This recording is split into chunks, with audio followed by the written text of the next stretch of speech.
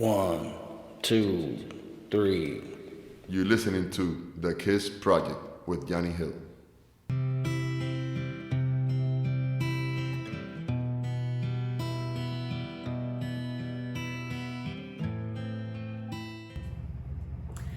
Hi guys, been away for a couple of, probably like about 3 weeks, maybe 2 weeks. I can't even tell. I've been emotionally distraught. I've been hurting.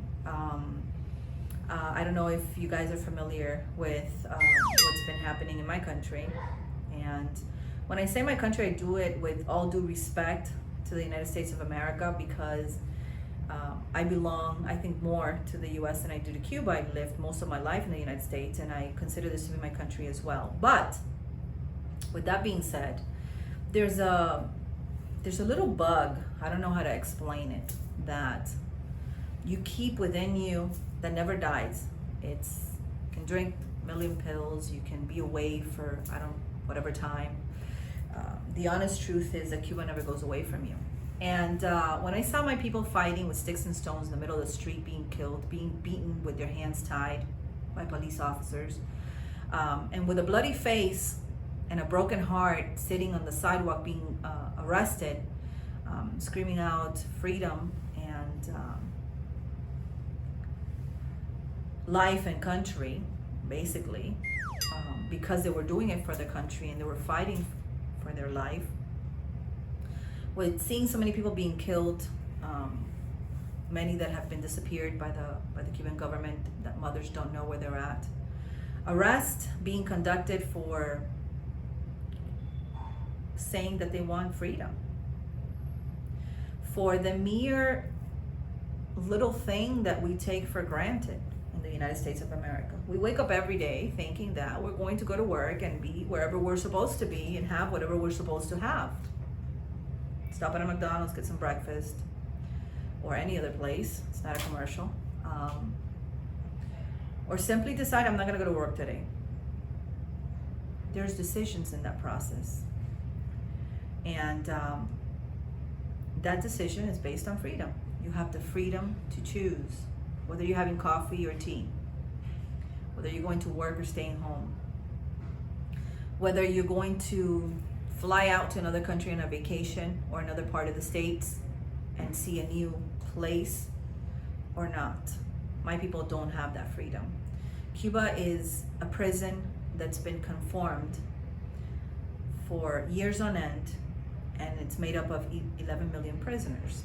So based on what I was seeing, based on the way I felt, I had absolutely no strength to give encouragement or a voice of enlightenment to anyone because I was hurting, and I was hurting bad. I got home, I believe 2 weeks ago on a Friday night. I served myself dinner and I said, I'm gonna have dinner and talk to my 16-year-old, my boy. And when I sat there and we started talking, I just started to cry and I couldn't stop because I was hurting so bad. These people on the streets fighting for freedom with their voices because they don't have weapons. They're not my brother or my sister. They're not my mom or my dad. They're not my kids. They're not my cousins. It's simple. They're my people. And because of that, I cried. And my son said, use that sadness and turn it into anger. Because if you have anger, you're going to have strength.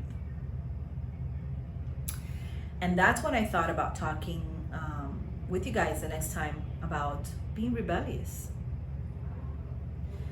There's a portion of your life that all these emotions that are negative, that are coming into your life, be it because you were born into a broken home, or because your relationships don't work, or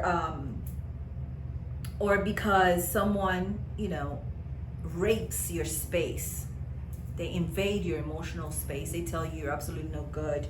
You were born to do nothing. There's people out there that do that. They kill your self-worth and your self-esteem with their words, with their voice. That's what's happening out to my people in my country on a daily basis. So when all these things are happening to you, and all these individuals that are foreign to you, because they're not in your body, are telling you or showing you with their actions that you're useless, worthless.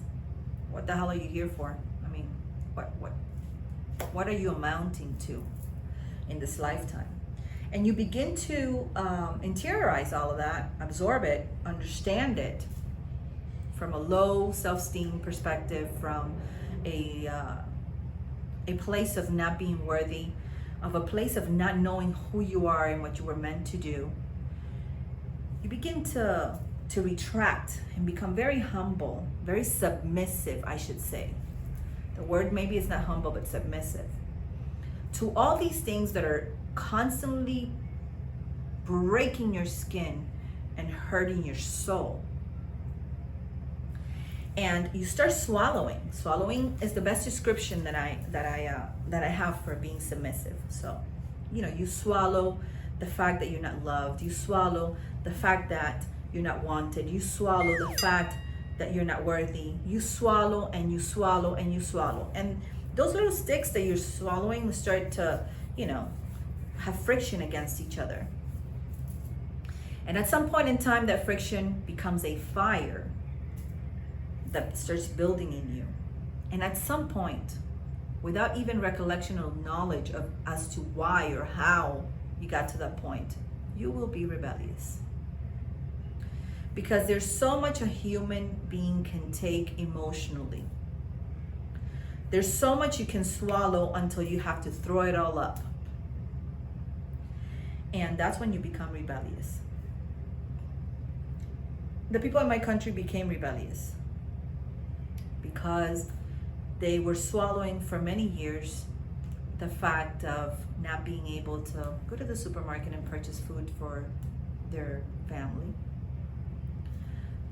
not having clothing unless it's being sent from the United States over there because there's nowhere to go buy, not being able to get on a plane and travel elsewhere because you don't have the right to travel outside your country.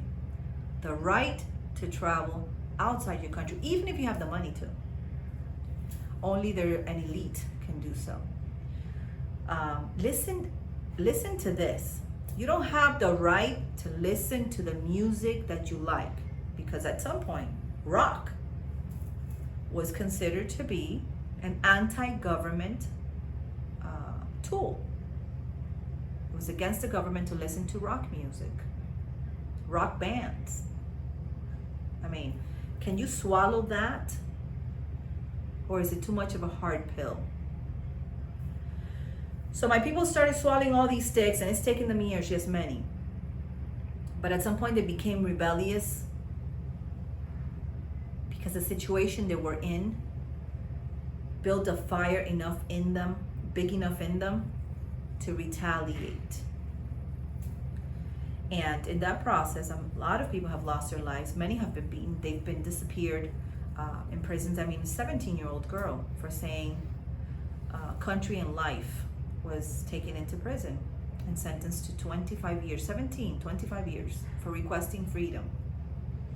And that happens on a daily basis in life. And like in the podcast that we've done before, and like I said before, we've gone through many things. We've talked about abandonment, sense of belonging. We talked about fear. We talked about looking in and finding those holes that are empty all the time because we close them empty because we'd rather not face what we fear than take care of the problem by facing it and closing it solid so it doesn't hurt us anymore and it doesn't become an influential factor of the decisions that we make on a daily basis. So basically, we've come to the point of rebellion, and rebellion usually comes in the adolescent stage, but it doesn't start there. It starts at a very early on age, when all these things are being fed into you, all these little sticks are being fed into you, and the friction begins, and you start to question, why was I born into a divorced family? Why doesn't my mom love my dad, or my dad love my mom? Why doesn't my dad or my mom want me?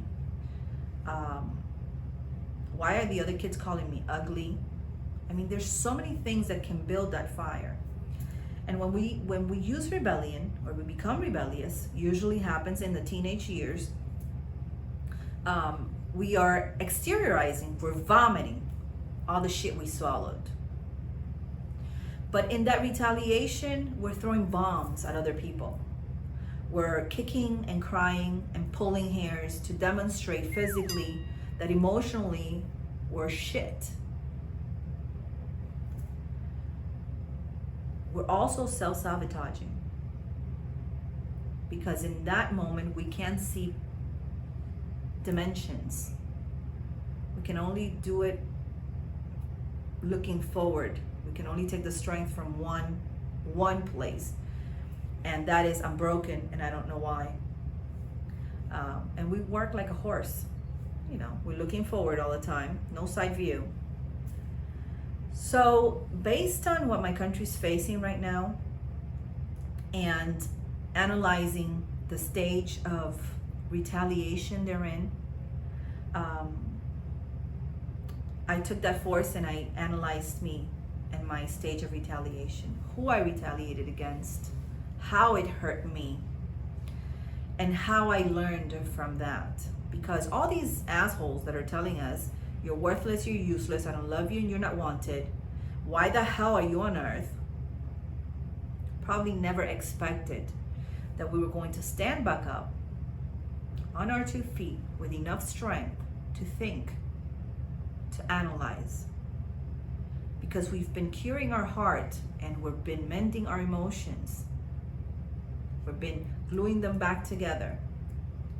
And that makes us such a strong human being, something they never even fathomed in the wildest dreams. And that's when we need to sit down and analyze for 3 minutes how we got to the retaliation stage, who put us there, and how the hell we're going to fix it. And the first thing I suggest you do is that you sit down and you point out who was the asshole in the game. But also analyze in your retaliation who got hurt by being in the wrong place at the wrong time. So we need to forgive ourselves first for sending out these bombs without even knowing why.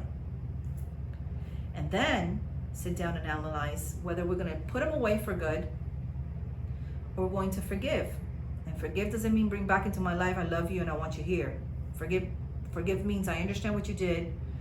I don't quite comprehend why you did it, but I'm at a stage in my life right now where I know myself enough to know that I don't want you in my life, or I don't want what you have to offer. Or in the midst of my rebellion, I kicked you in the ass and you didn't deserve it, so I'm sorry.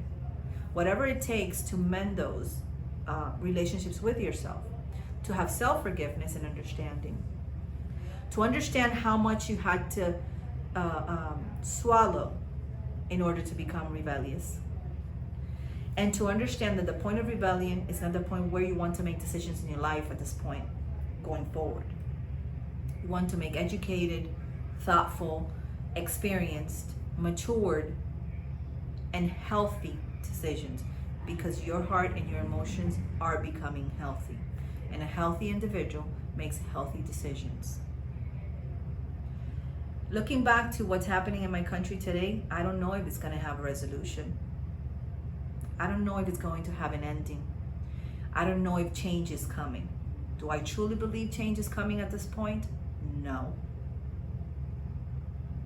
Do I truly believe the rebellion they exposed to the world in their defense was a key tool to start a movement of change?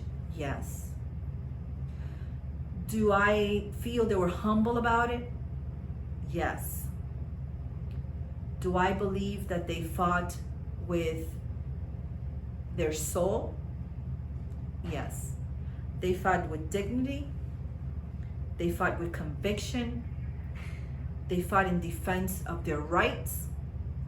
For the first time in a lifetime, there's been a united understanding among those that truly believe in freedom, that it's a time for them to receive it, that they need change.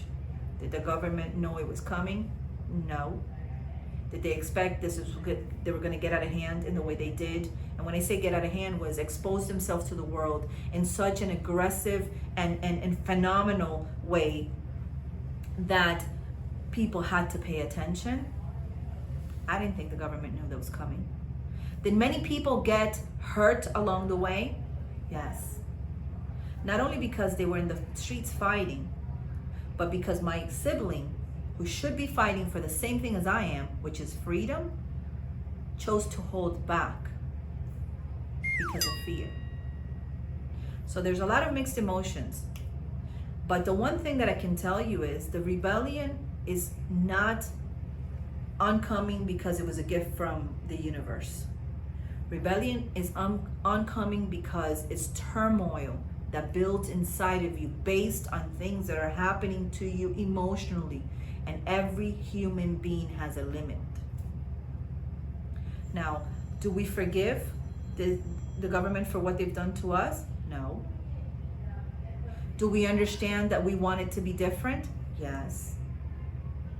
So let's go back to us. Let's come to that understanding with us, with who we are, and let's make those rational, educated, positive, well-vested decisions based on everything we've lived and the great human being that we are today. Thanks to all those emotions and to all those individuals that didn't believe in us, probably today we're much stronger assholes. And I say that because if you're one with me, I'll be it back, baby. Remember that I'm going to be with you on a weekly basis. The KISS is a project of love. The KISS project is here to mend souls, to help you with every single point in your life that you probably don't even know you need help with, to stand for you, to voice your concerns, and to be a growing process that we hold our hands through. Because even though I've been growing for quite some time, and I've been doing this with myself for quite some time, there's a lot of things I still have to grow, areas that I still have to grow in and understand about who I am and why I'm here. Also understand that there's nothing wrong with failing, that there's nothing wrong with being rebellious, that there's nothing wrong with exteriorizing what we feel and think. That's called freedom.